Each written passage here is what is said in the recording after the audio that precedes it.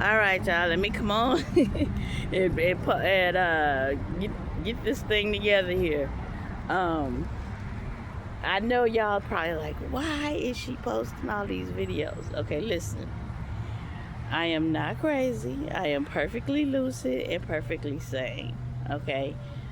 Um, this is just music to me, people. Like, seriously, y'all. I mean, I know y'all got y'all little structure or whatever it is type of game, this intricate thing that y'all doing.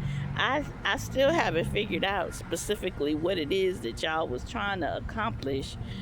I mean, we all know what y'all was trying to accomplish and everything, but I'm saying, in other words, uh when I used to go to the gym, how this actually all started.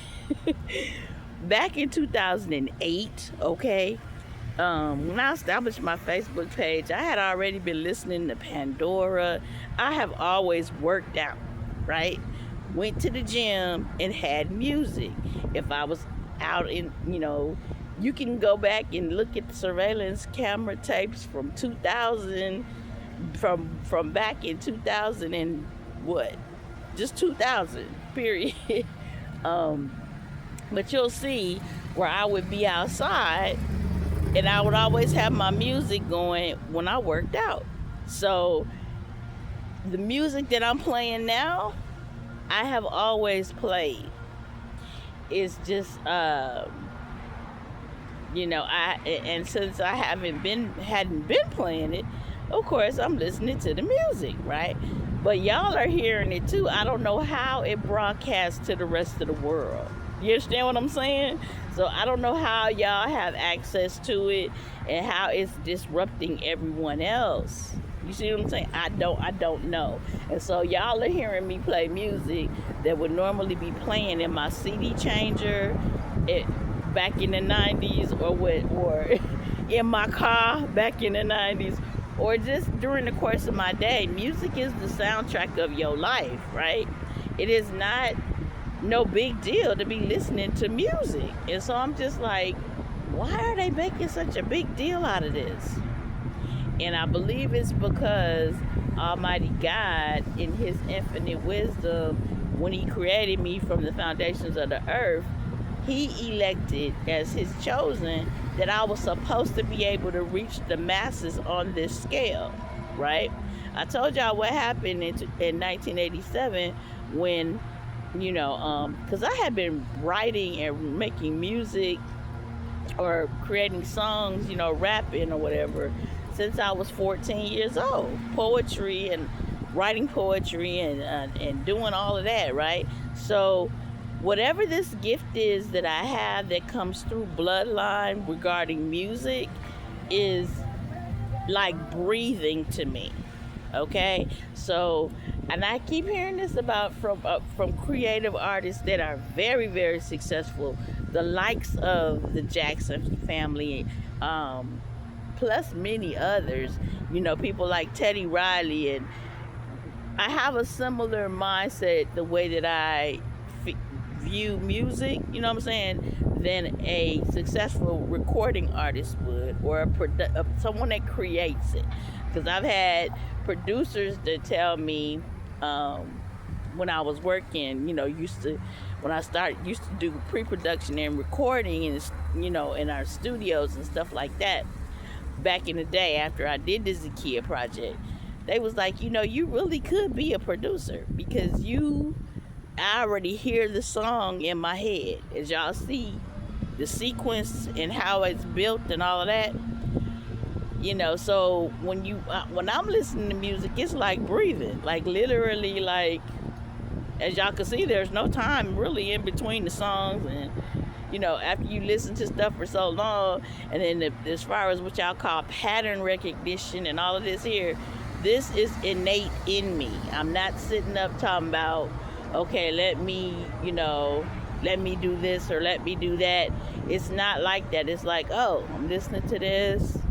Okay, let me add this. Oh, I would love to hear this now. So, you know what I'm saying? That kind of thing. So to me, it's much like if you talk to the likes of Pharrell or Teddy Riley or Babyface or LA and Babyface, um, Jimmy Jam and Terry Lewis, the way they construct tracks, I hear the music in my head. In order for me to create a rap song, it's inspired by the music. If I hear the music, I have to hear it, you know.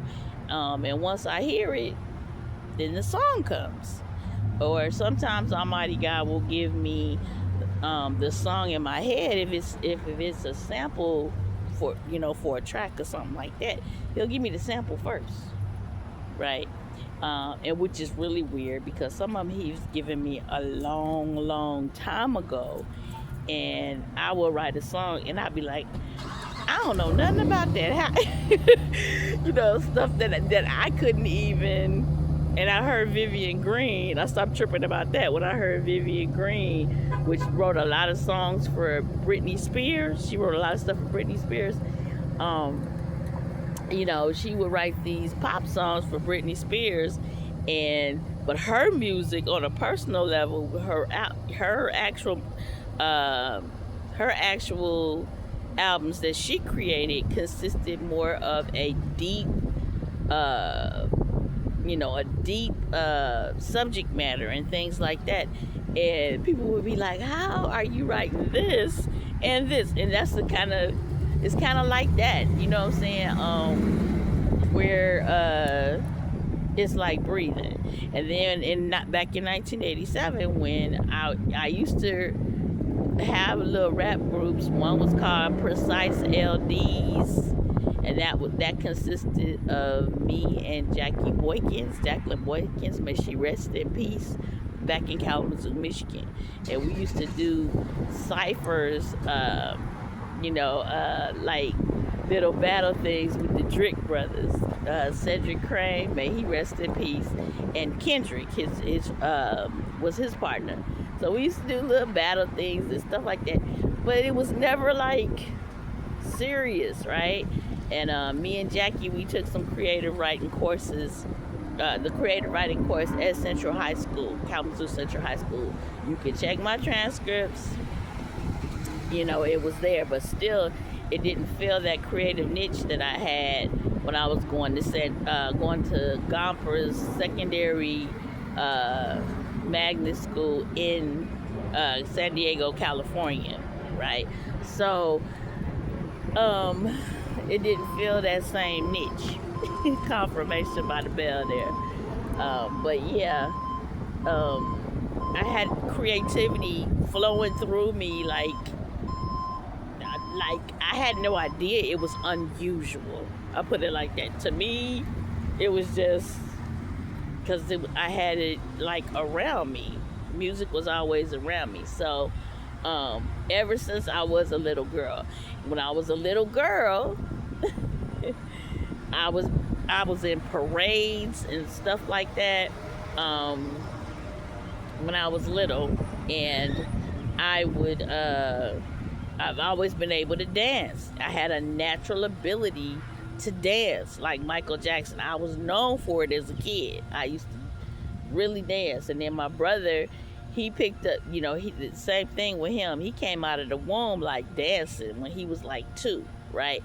So these things seem normal. They didn't seem, it's like if that's why when I watched the movie, The Jacksons, An American Dream, and again, where I am based on the circumstances, I haven't seen the new movie that was released on Michael, so I'm not neglecting to talk about it. It's just that I haven't seen it yet, so I can't really, I really can't say, right, anything, negative or positive about it. I'm sure it is a wonderful project. I've heard nothing but great things, so I'm sure,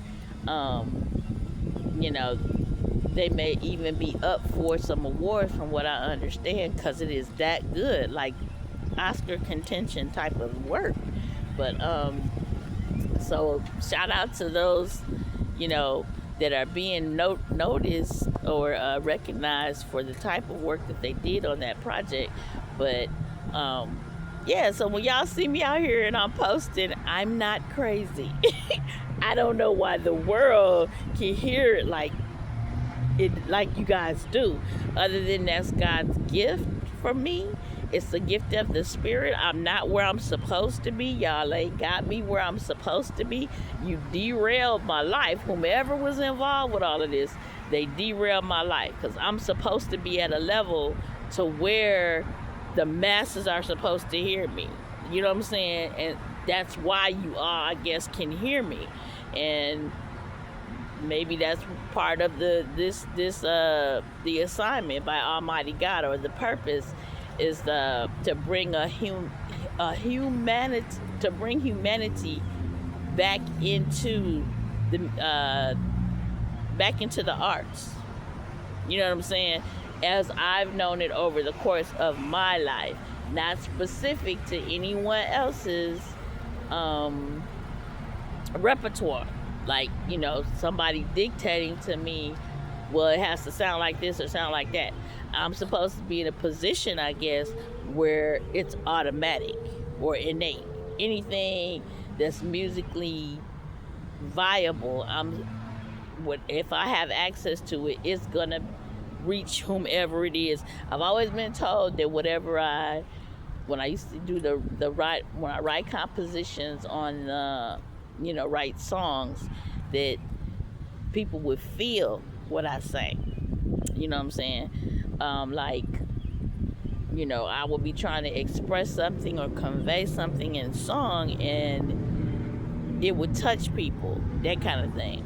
So like if you say that Michael Jackson have a gift, right, and he seems to be able to cut through everybody, all of the race, no matter what your race, your background, or whatever, everybody loves Michael Jackson. It's just something about his music, that just touches your soul, and that people gravitate towards without even trying. Like, it doesn't matter who it is. It doesn't matter that he is Michael Jackson. It's just you hear the music and you're like, this is awesome, And so in 1987, before I left Kalamazoo, Michigan, must be something in the water up there around Gary and Chicago and the Great Lakes area up there. Must be something in the water is what I say. Because as you can see, Damian Dame, the producer for him, I think it's Damien, right?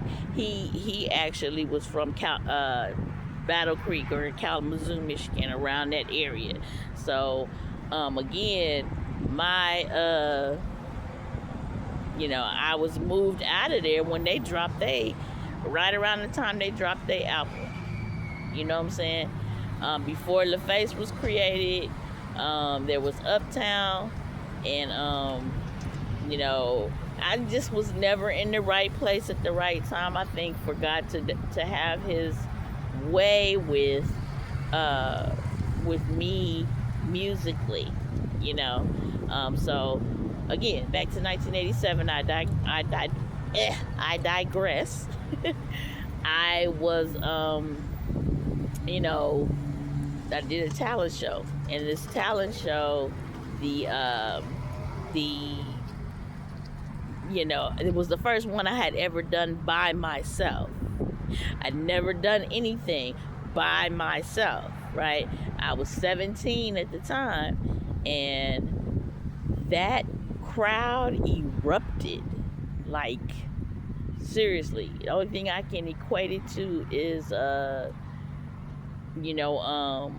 when the Fugees did Showtime at the Apollo. That's why I always show that clip where Lauren was doing her thing, and then he was like, the crowd ain't getting into it or whatever, and then they let her go solo, acoustic by herself, and the crowd just erupted and went nuts.